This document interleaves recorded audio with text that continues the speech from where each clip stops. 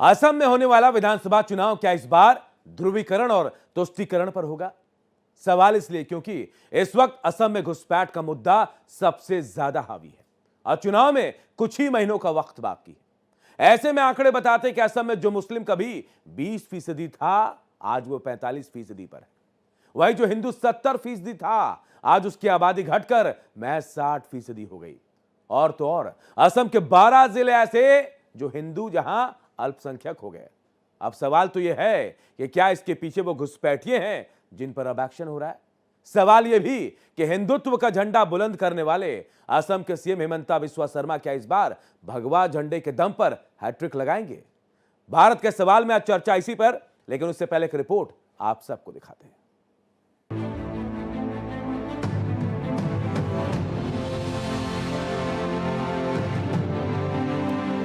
असम में विधानसभा चुनाव का मौसम आ गया है। तुष्टीकरण और ध्रुवीकरण की राजनीति भी तेज हो गई है और बीजेपी ने एक बार फिर से हिंदुत्व वाला दांव चला है। असम में घुसपैठिया बना मूल निवासी पर सियासी जंग छिड़ गई है।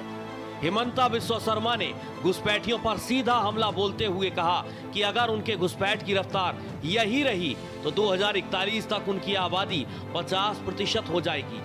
एक रैली में हिमंता बिस्वा शर्मा ने घुसपैठियों पर हमला बोलते हुए कहा कि उनको बांग्लादेश में मतदान करना चाहिए, असम में हम इजाजत नहीं दे सकते। हिमंता बिस्वा शर्मा ने कहा कि अगर मुसलमान रिक्शा वाला 5 रुपए मांगे तो 4 रुपए देना चाहिए। মিয়াকেতো কষ্ট দিব গৈছিল নহয়, গতিকে যোনে যেনেকে পাৰে মিয়া কষ্ট দিয়ক না, আপুনিও দিয়ক না। ৰিক্সাত উঠিলে 5 টকা ভাড়া হলে 4 টকা দি দিব।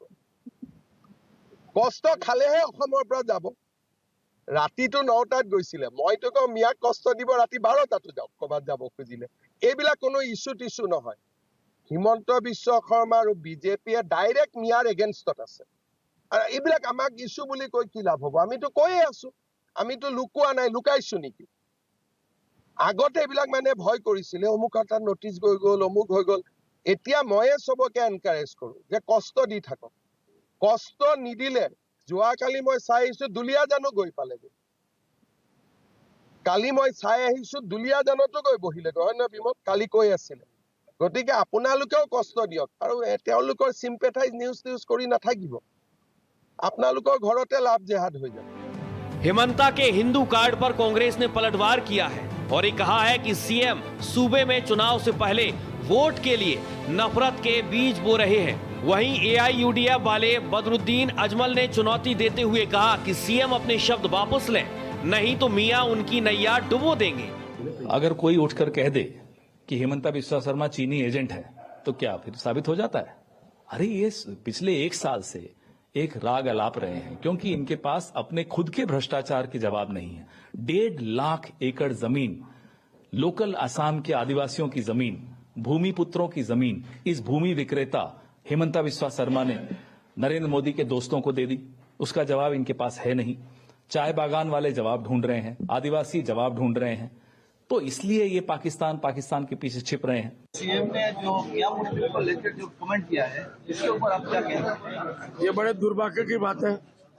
मैं उनको दोनों हाथ जोड़ के ये कहूंगा कि हेमंत बिस्वा शर्मा साहब, आप अपने ये वापस दीजिए, नहीं तो इस मर्तबा आसाम के मियां लोग आपकी नाव पलट देंगे। वो किसी से घबराते नहीं है, लेकिन बोलो मियां के बद्दुआ से करो। आप भी एक जमाने में मियां के घर में खाए हुए हैं, हर किस्म का गोश्त आपने खाया मियां के घर में, आपको बड़ा मजा आता था।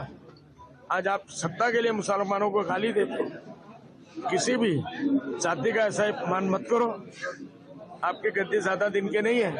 मैं आपके माध्यम से दिल्ली के सरकार को, प्राइम मिनिस्टर को, प्रेसिडेंट ऑफ इंडिया को, होम मिनिस्टर को बताना चाहता हूँ कि अगर हेमंत बिस्वा शर्मा इस मर्तबा इलेक्शन लड़ते हैं, बीजेपी हारेगी, हारेगी, हारेगी, लिख के लिखिए।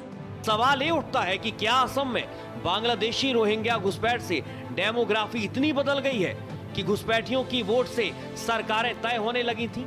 एक बार आंकड़ों पर नजर डालें तो तस्वीर साफ नजर आती है। 1951 में असम में मुस्लिम आबादी जहां 24% थी, वहीं 2026 में बढ़कर 40% हो गई है। क्या कांग्रेस ने सत्ता में बने रहने के लिए घुसपैठ को ढील दी?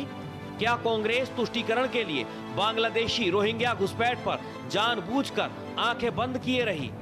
इधर असम में अपने चुनावी दौरे पर पहुंचे गृह मंत्री अमित शाह ने कांग्रेस पर सीधा प्रहार किया और ये कहा कि एक एक घुसपैठिए को चुन चुन कर भगाएंगे। शाह ने आगे कहा कि कांग्रेस ने वोट की लालच में घुसपैठिए को शरण दी, लेकिन एसआईआर के बाद वोटर लिस्ट का पूरी तरह से शुद्धिकरण हो जाएगा। कि कांग्रेस पार्टी ने असम को घुसपैठ कर अपनी वोट बैंक की राजनीति से सत्ता प्राप्त करने का घुसपैठियों के माध्यम से एक हथियार बनाया था। मैं बधाई देना चाहता हूं भाजपा सरकार को, असम की और हमारे मुख्यमंत्री को कि ये डेमोग्राफी बदलने का सिलसिला उन्होंने बंद कर दिया। और मैं आज असम की दूसरी राजधानी की भूमि पर वादा कर जाता हूं, हेमंत जी के नेतृत्व में यहां पर तीसरी बार भाजपा सरकार बना दो, एक एक घुसपैठियों को चुन चुन कर असम के बाहर हम निकालेंगे। असम में अब चुनावी बिसात बिछ गई है, वोटर लिस्ट का भी शुद्धिकरण हो गया है। हालांकि विपक्ष एसआईआर का विरोध कर रहा है, लेकिन इन तमाम बातों के बीच सवाल यही है कि क्या हिमंता बिस्वा शर्मा का 1 रुपए का गणित बीजेपी को असम के सत्ता की चाबी दिला पाएगा? Bureau report, Bharat express. तो सवाल यही है कि क्या जो मुद्दे इस वक्त असम में हैं, क्योंकि चंद महीनों में चुनाव होने वाले हैं, क्या ये मुद्दे तीसरी बार हिमंता बिस्वा शर्मा को मुख्यमंत्री बना पाएंगे, या फिर ध्रुवीकरण जो हो रहा है, आपने देखा जिस तरह से बयान सामने आ रहे हैं, क्या यह मुद्दा बनेगा या फिर विकास मुद्दा होना चाहिए? सवाल यही है, क्योंकि अक्सर आरोप लगाया जाता है कि बीजेपी कहीं ना कहीं तुष्टीकरण की राजनीति कर रही है, लेकिन यहां तो हिमंता बिस्वा शर्मा खुलकर कह रहे हैं, बिल्कुल सामने आकर कह रहे हैं कि उन लोगों को यानी अल्पसंख्यकों को अगर 5 रुपए देने हैं तो 4 रुपए दो, 1 रुपए कम दो उनको, उसके बाद वो परेशान होकर जाएंगे। इसी पर हम चर्चा कर रहे हैं कि क्या यही मुद्दे हैं असम में, और चर्चा के लिए हमारे साथ मेहमान भी जुड़ गए। शुभेंदु शेखर अवस्थी, प्रवक्ता बीजेपी का हमारे साथ जुड़े हैं, साथ ही मोहिंदर प्रकाश, नेता कांग्रेस का हमारे साथ है। आप दोनों का बहुत बहुत स्वागत है। शुभेंदु जी, पहले तो मुझे गणित समझा दीजिए, 5 रुपए नहीं 4 रुपए देने हैं, क्यों देने हैं, और इस गणित के पीछे, बयान के पीछे के मायने बता दीजिए मुझे।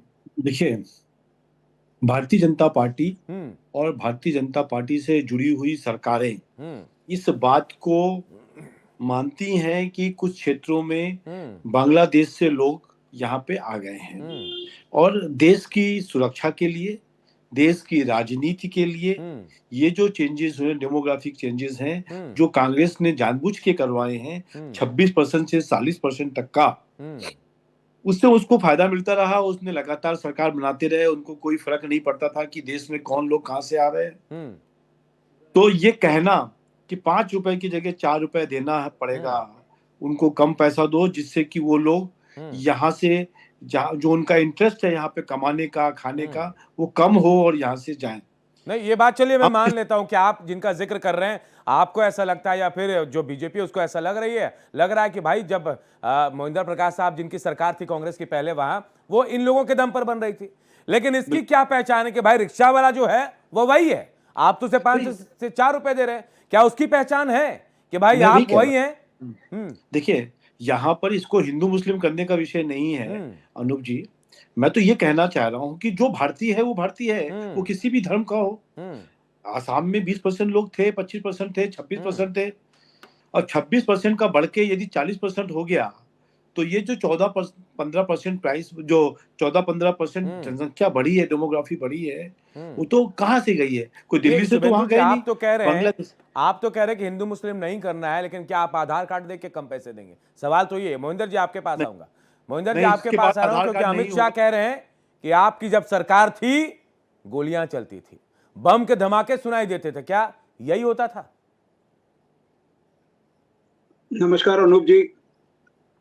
देखिए, अमित शाह जी एक तो सबसे बड़ी खासियत ये वो तोतला बोलते हैं, और तोतला जब बोलते हैं तो कुछ उल्टा बोल जाए तो फिर अपने बचाव में आ जाते हैं कि मेरी बात समझी नहीं आपने। जो हेमंता बिस्वास हैं, ये कांग्रेस के प्रोडक्ट है ना। ये 35 साल तक, 20 साल तक, मेरा ख्याल 20 साल होगा इनका, ये कांग्रेस के समर्थन से जीतते थे, कांग्रेस पार्टी के मंत्री थे। गोगोई साहब थे। आपको याद होगा आसाम का समझौता किया गया था, राजीव गांधी का बहुत बड़ा समझौता याद होगा। उसके बाद आसाम में शांति आई और उसके बाद आसाम में कोई अशांति कभी आई नहीं। गोगोई साहब ने भी 11-12 साल 15 साल आराम से चीफ मिनिस्टर रहे।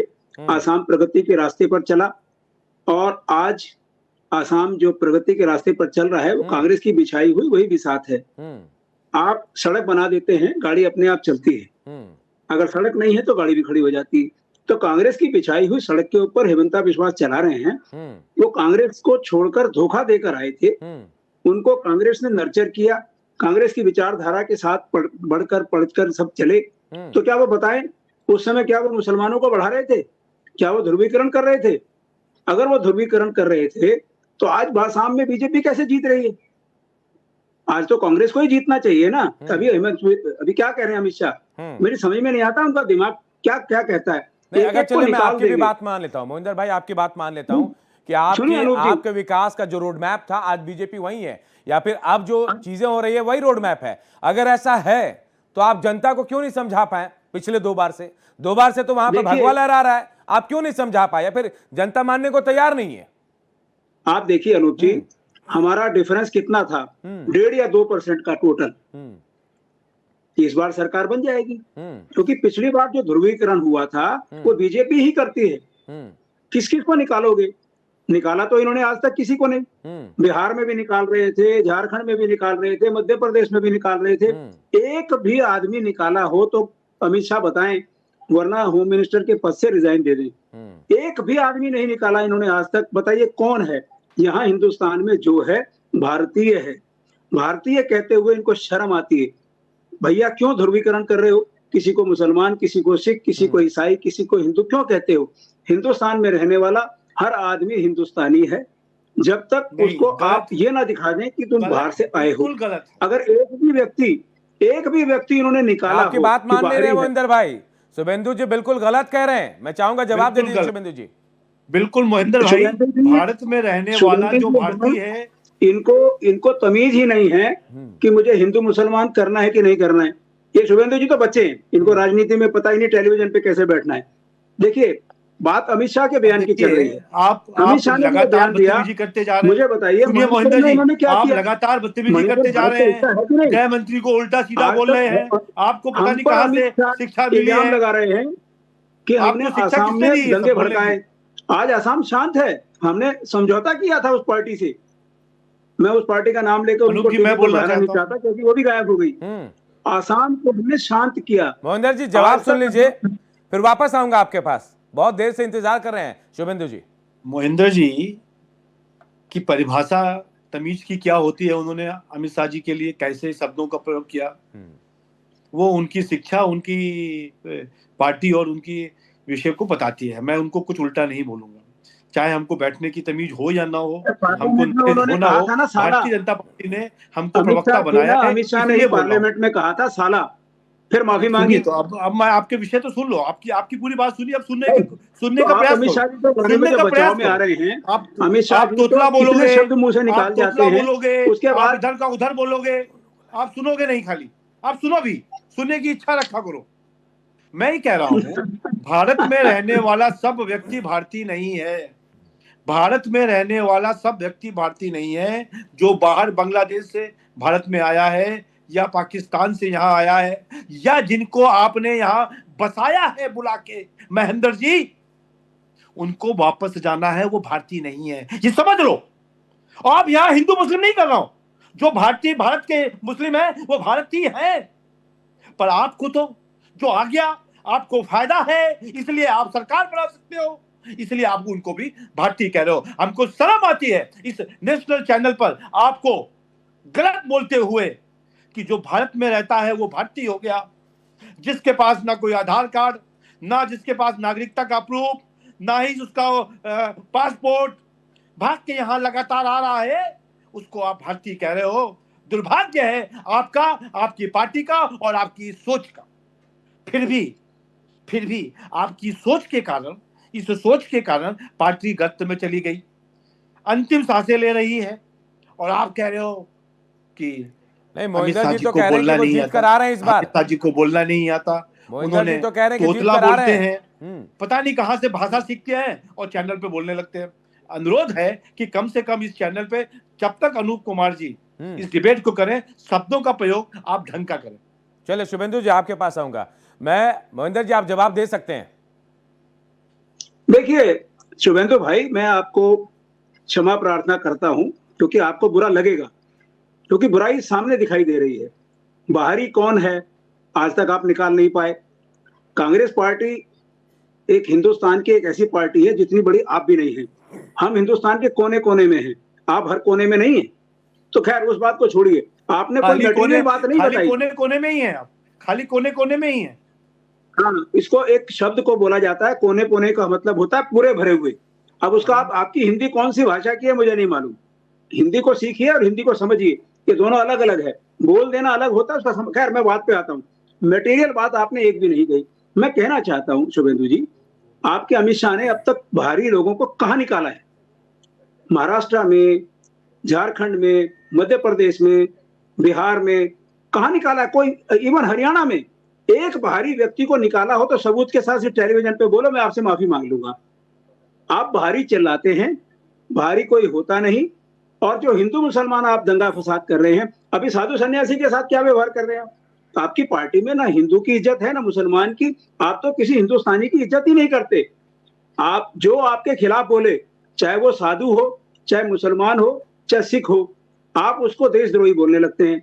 आज स्वामी शंकरानंद महाराज, चाहे उनका एक डिस्प्यूट हो, उनके बारे में आज आपकी जो भाषा है, जो आपके योगी जी उनके बारे में बोल रहे हैं, जितना उनको अपमान किया गया, तो वो तो हिंदू हैं। चलो ठीक है, जैसे मर्जी कहिए, हिंदू तो हैं, भगवाधारी हैं, अचानक सनातनी हो गए भैया। आज वो देशद्रोही हो गए। खैर देखिए अनूप जी, मैं कुछ और कहना चाहता हूं पर इनके साथ में फंसना नहीं चाहता।